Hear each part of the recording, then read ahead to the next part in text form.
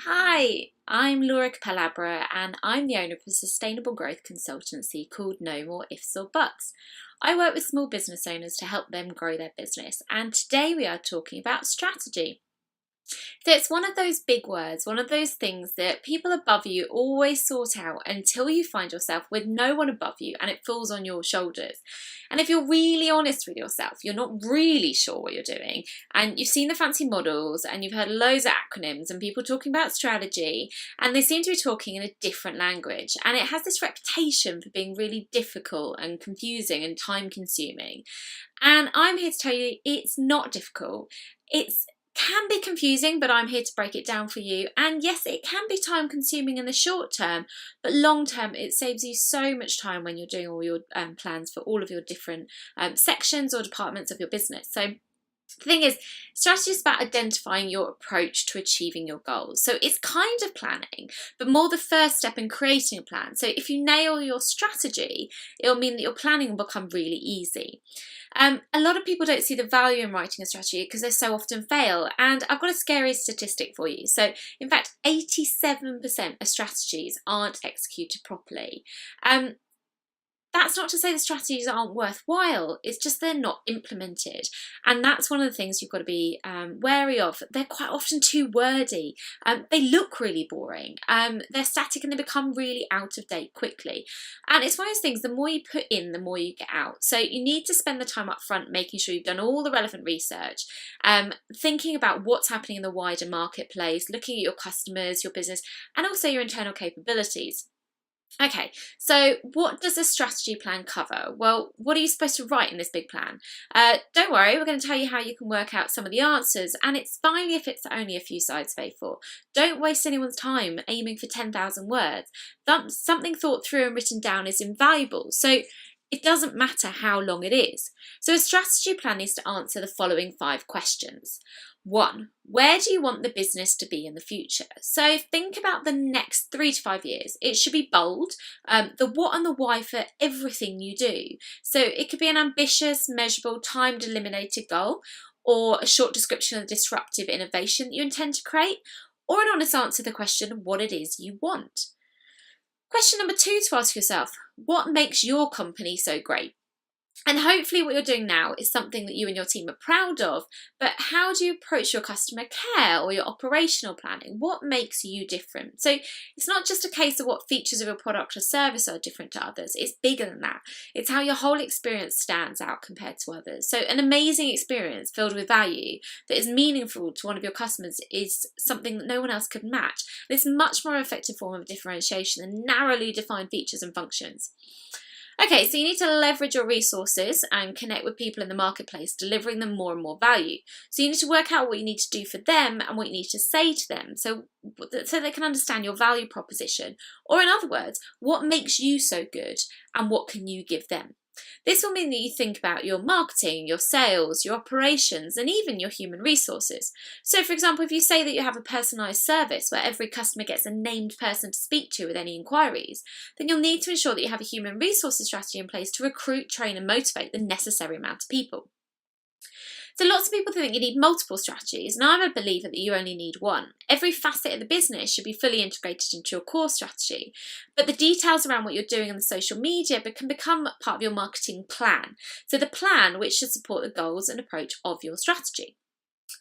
Question number 3 is what do you as a business believe? So is your team the most important thing for you? Do you believe in always being the cheapest for your customers?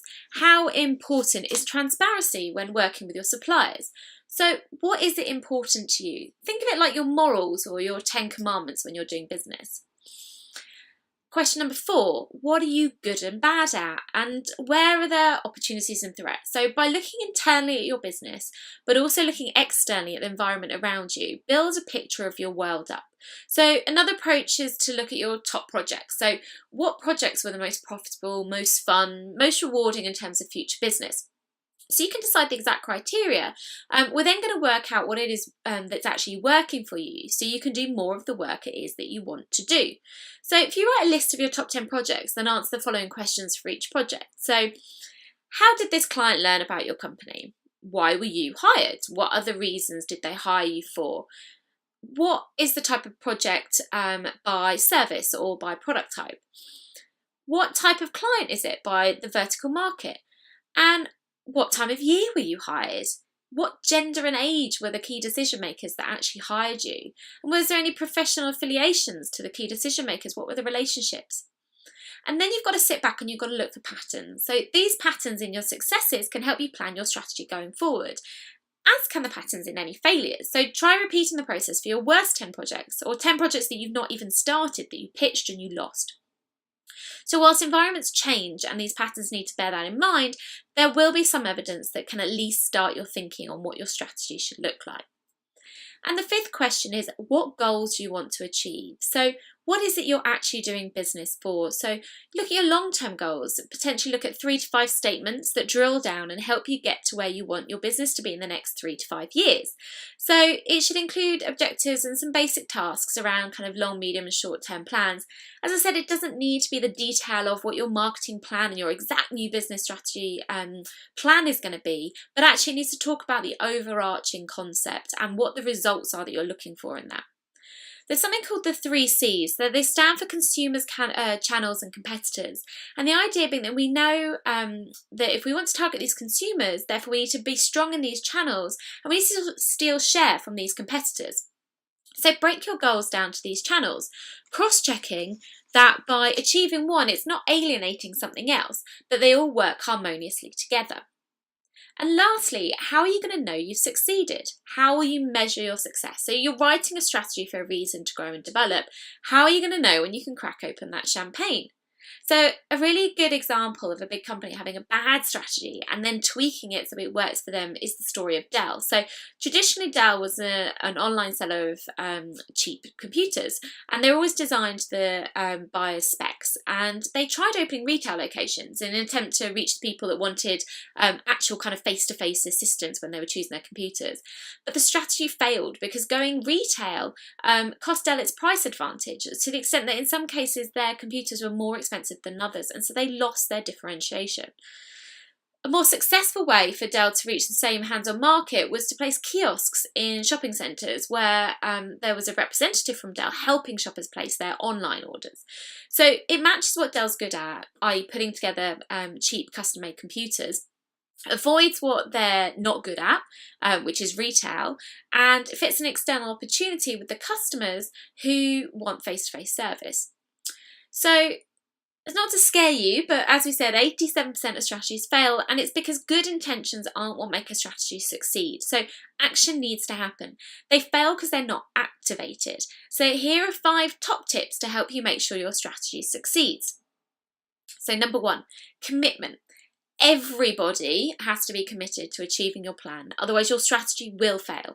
It's not just a case of the business owner understanding. Anyone that can impact the success of the business needs to buy in and understand their part of the process. So all spin-off plans such as marketing and sales plans need to integrate into this overarching strategy. It's also important to keep the creation and execution teams the same throughout. So if you're not going to be implementing it, get those that are going to be in the room. Get their thoughts and concerns in there from the start, and acceptance, and the support will be easier. Number 2 tip, use it.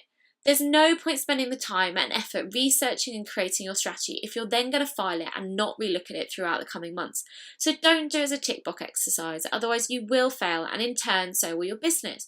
Use it and review it when needed. So you'll be surprised how many people don't follow this simple step, and this is one of the reasons why so many strategies fail.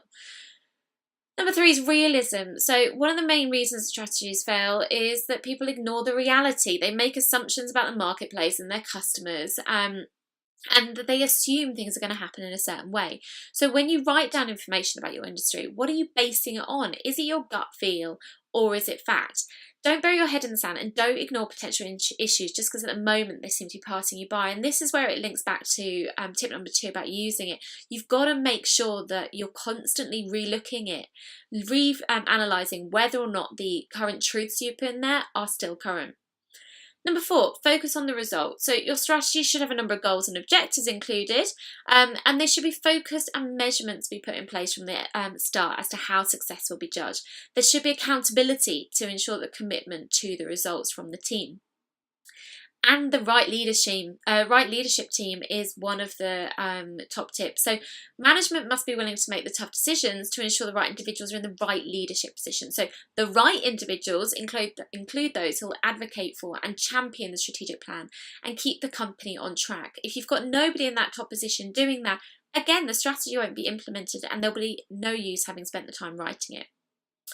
One of my favourite things about working out your strategy is making sure you include how you're not going to approach things. So a little bit back like Dell, where they said, actually, we're not good at retail. Let's go back on that. So it takes a bit of time to get your head around the point, but think back to the mistakes that your business has made. So when you've maybe reacted to a pitch request or been quoted in an article in your PR, which doesn't fit your kind of normal, and actually it normally ends up badly impacting you. So you normally end up failing the pitch or confusing your customers or the media when they're talking about themselves. So you say you're focused on corporate events for the energy sector, then why is the Experiential Roadshow drawing you in that's for a children's toy brand? So if your company's vision is to be the first choice comms provider in the energy sector, what value does the Toy Roadshow offer?